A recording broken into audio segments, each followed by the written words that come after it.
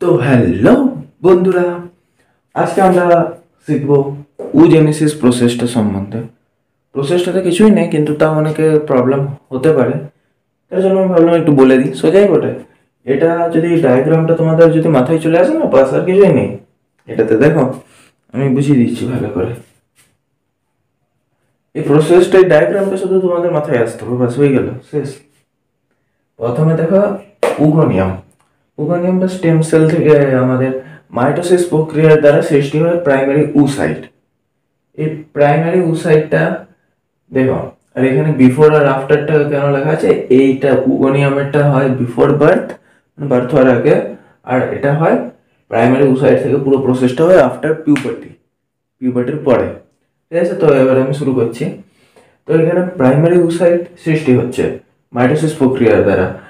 এটি prophase one দশায়, prophase one দশায় এটি স্থির হয়ে যায় বা অ্যারেস্ট হয়ে যায়, তোমরা একে বলতে পারো। এরপরে এই প্রাইমারি উসাইটটি মিওসিস প্রক্রিয়া দ্বারা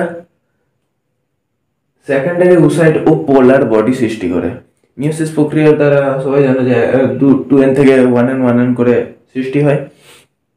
তো এখানে 1n পোলার বডি আর 1n সেকেন্ডারি উসাইটের সৃষ্টি হয়। এই সেকেন্ডারি উসাইটটি আবার মেটাফেজ 3 তে গিয়ে স্থির হয়ে যায়, মেটাফেজ 2 তে গিয়ে, সরি, মেটাফেজ 2 তে গিয়ে এটি স্থির হয়ে যায়, মানে অ্যারেস্ট হয়ে যায় এই সেকেন্ডারি উসাইট। এরপরে যদি স্পার্মের সাথে ওভ্যুলেশন ঘটে, যদি এর না হলে এটা থেকে যাবে, তারপরে এটা নষ্ট হয়ে যাবে। যদি ওভ্যুলেশন মানে এর পরে যদি স্পার্মের সাথে ইন্টারেক্ট ঘটে, মানে ওভ্যুলেশনের দ্বারা যদি স্পার্মের সাথে ইন্টারেক্ট ঘটে, তাহলে এই সেকেন্ডারি উসাইট ফার্টিলাইজেশন করবে।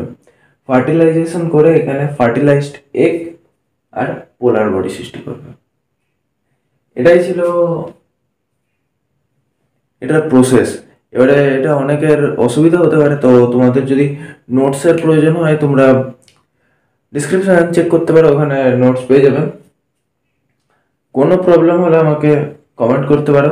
আজকেরটা একটু ছোটই হলো, কারণ টপিকটা বেশি বড় নয়, আর এর থেকে বেশি তোমাদেরকে বুঝাতে গেলে তোমাদের মাথা থেকে উঠে যাবে। ওর জন্য তোমরা এইটাকে বুঝো, এটা বুঝে গেলে সব বুঝে যাবে। তো আজকের জন্য এতটাই, দেখা হচ্ছে খুব তাড়াতাড়ি। আর নোটস তোমরা পেয়ে যাবে, ডেসক্রিপশন চেক করতে ভুলবে না। ঠিক আছে, চলো, বাই বাই।